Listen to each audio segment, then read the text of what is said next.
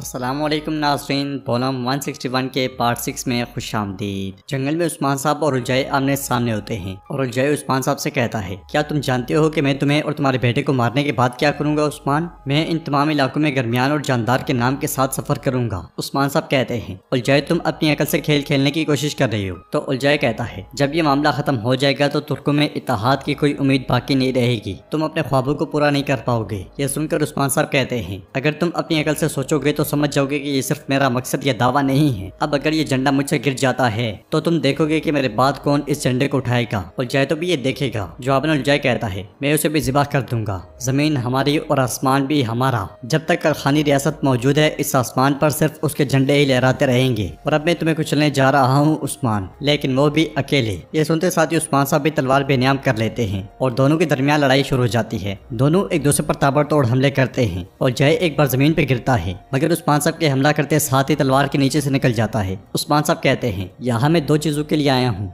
एक तुम्हारे एतराफ के लिए और दूसरा इस नापाक जान के लिए। यह सुनते साथ ही उलझाई उन पर हमलावर होता है। उस्मान साहब उसके हमलों से बचते हुए लात मारकर उसकी तलवार गिरा देते हैं। उलझाई मुक्के से उस्मान साहब पर हमलावर होता है, मगर उस्मान साहब उसे पीछे धकेल देते हैं। दूसरी बार भी हमला करने पर उसे मुंह की खानी पड़ती है। अपनी हाथ देकर वो सिपाहियों से कहता है, सिपाहियों टूट पड़ो। यह सुनते साथ ही वहाँ पे जंग शुरू हो जाती है। अलाउद्दीन भी झाड़ियों से निकलकर तीर बरसा देता है। मेहमद तो गए और सिपाही भी उसके साथ आ जाते हैं और काफिर मुसलसल करते ही चले जाते हैं। ये देखकर उलझाई को नूर और बुरहान के साथ भाग पड़ता है। उसे भागते हुए देखकर उस्मान साहब भी आगे बढ़ जाते हैं। काई कबीले में सरदार इब्राहिम मलका के साथ अपने खेमे में दाखिल होते हैं। मलका बहुत ज्यादा डरी और सहमी होती है। सरदार इब्राहिम आगे बढ़ते हुए परेशान होकर बैठ जाते हैं। मलका जो थोड़ी देर पहले एतराफ कर चुकी होती है वो कहती है, इब्राहिम उसकी बातों पर यकीन ना करो। तो इब्राहिम भी खड़े होकर गुस्से से कहते हैं, खामोश रहो, तुमने क्या किया? बोलो खातून, तुमने क्या किया? क्या तुमने काला जादू किया? तुमने अजीम तुर्कों के काजी रुकनुद्दीन को कत्ल करवा दिया। मलका कहती है, मुझे नहीं मालूम था, मैं अपने दर्द की वजह से ये कर रही थी, मुझे नहीं पता चला। तो इब्राहिम भी गुस्से से कहते हैं, बकवास बंद करो।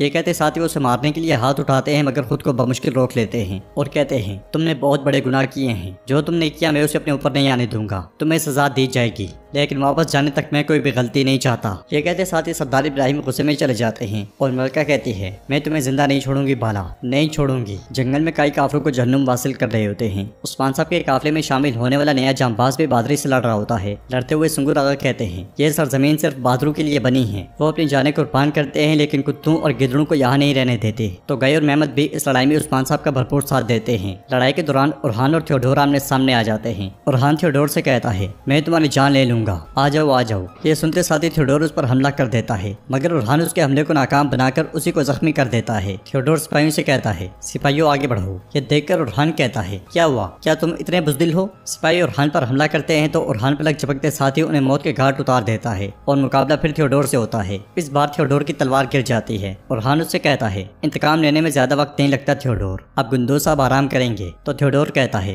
अगर तुम मुझे मार दोगे तो इससे कुछ नहीं बदलेगा, कुस्तानतीन आ रहा है। उरहान उसके गले पर तलवार रखते हुए कहता है, जो भी आना चाहता है आ जाए, वाहिद जगह जहाँ वो जाएंगे जहन्नुम है। ये कहते साथ ही उरहान उसका गला काट डालता है। उधर हम देखते हैं कि उलझाई, कोनूर और बुरहान भाग रहे होते हैं। भागते भागते उलझाई जैसे ही रुकता है कोनूर उस पर टूट पड़ता है। ये देखकर उलझाई कहता है, गद्दार कोनूर कुत्ते, मुझे ये समझना चाहिए था। ये कहते साथ ही वो कोनूर पर हमला करने लगता है तो बुरहान उसका हाथ पकड़ लेता है और उसे एक जोरदार मुक्का मारकर घुटनों के बल ले आता है। फिर पूछता है, जब इब्राहिम साहब हमारे कबीले में थे तो तुम कहाँ थे? एक तरफ से जहर कुतैब भी वहाँ पहुँच जाता है और मुस्कुराते हुए कहता है, क्या तुमने सोचा कि हम नहीं जानते थे कि तुम भागने वाले हो? यह सुनकर उलझाई जैसे ही उठकर भागता है तो सामने से उस्मान साहब उसे एक जोरदार थप्पड़ रसीद करते हैं। कोनूर उलझाई से कहता है, उलझाई मैंने तुम पर कभी भरोसा नहीं किया। फिर बुरहान कहता है, तुम मेरे लिए सबसे मुश्किल फरीजा थे। इसके साथ ही उस्मान साहब उलझाई को लेकर आगे बढ़ जाते हैं। मैदान से भी तमाम काफिरों का सफाया हो जाता है। उस्मान साहब उलझाई को लेकर वहाँ पहुँचते हैं और उससे कहते हैं, यहाँ आपने सच्चाई और इस बेगैरत को देखा जिसने हक को मुनरिफ कर दिया। अब हम इसे कबीले लेकर जाएंगे सिपाहियों, ताकि सदरान भी इसे देख सकें। तो तुगई कहता है, हमने आपके सब्र का सबब और इख्तिताम देखा है, इंशाअल्लाह सलामत रहे उस्मान साहब। मेहमद भी उस्मान साहब का शुक्रिया अदा करता है तो उस्मान साहब कहते हैं, आपसे मुझे अपना बाओ इजदाद समझना,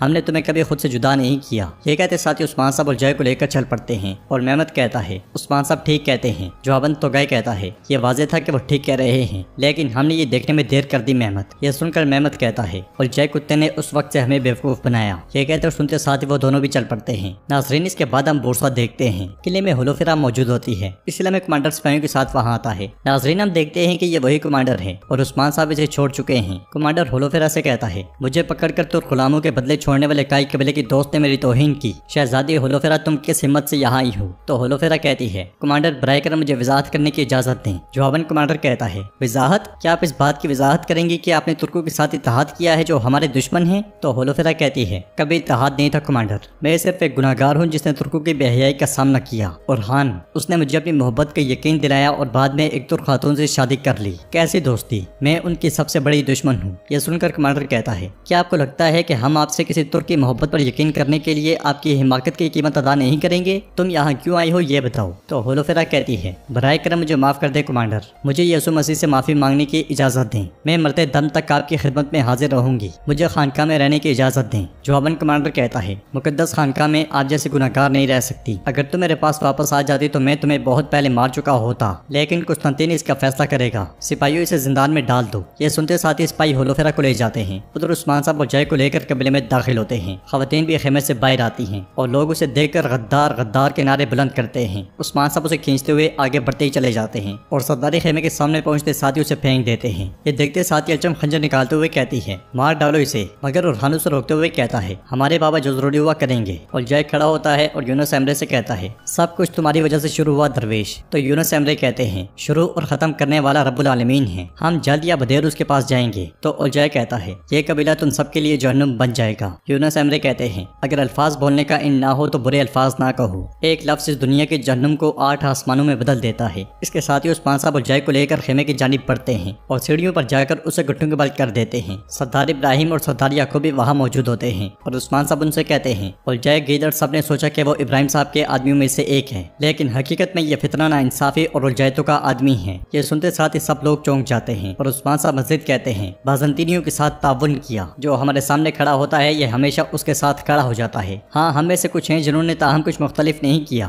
और दुश्मनों की तरह इसका साथ दिया। इस कुत्ते ने काजी रुकनुद्दीन को मार डाला और अहमद साहब को कत्ल किया। यह सुनकर इब्राहिम साहब को बहुत गुस्सा आता है और वो पूछते हैं, क्या ये सच है? बोलो उलजाई, क्या ये सच है? तो उस्मान साहब कहते हैं, अपने बच्चों से पूछो। सरदार याकूब मेहमद से पूछता है, मेहमद क्या ये सच है? तो मेहमद कहता है, बाबा ये सच है। इसने अपनी ज़बान से खुद एतराफ़ किया। तो गाय उसकी बात को आगे बढ़ाते हुए कहता है, इसका ताल्लुक गुंदूज साहब की मौत से भी है। यह सुनकर सरदार इब्राहिम कहते हैं, तुमने इतने साल मेरा खाना खाया, क्या तुम मेरे बेटे अहमद के कातिल बन गए? तुम मेरे बेटे अहमद से क्या चाहते थे? काश तुम मुझे मार देते। ये कहते साथ ही वो तलवार लेकर जैसे ही उलजाई को मारने लगता है, उस्मान साहब उसका वार रोक लेते हैं और कहते हैं, रुकें इब्राहिम पे रुकें, आपके इंसाफ का तराजू बिगड़ गया है, इसलिए इंसाफ का हुसूल आपकी जिम्मेदारी नहीं है। तो उलजाई कहता है, सदरान पुरस्कून रहें, हम सब का वो माजी है। सबसे पहले तुमने मुझे उस करजसार बाजार पर छापा मारने को कहा इब्राहिम, इन्हें ये भी बताएं। यह सुनकर उस्मान साहब गुस्से में सरदार इब्राहिम की जानिब देखने लग जाते हैं। उलजाई मजीद कहता है, क्या हर बार का कसूरवार उलजाई है? ऐसा कुछ नहीं है। अगले लम्हे उस्मान साहब सरदार इब्राहिम की तलवार गिरा देते हैं और उनके गले पर तलवार तानते हैं। तो सरदार इब्राहिम कहते हैं, उस्मान साहब मरने से पहले ये चीजों को खराब करना चाहता है। सरदार याकूब आगे बढ़ते हुए कहता है, हमारा बाजार में छापा मारने पर कोई हाथ नहीं था, ये झूठ कह रहा है। तो उलजाई कहता है, हम इंसान पैदा हुए हैं लेकिन हम गिदड़ बनकर मरेंगे, तुम हमेशा सांप पे रहोगे। उस्मान साहब कहते हैं, आप दोनों ने उलजाई के साथ ताउन किया, आपने उलजायतों के हुक्म पर तमाम चालबाजियां की,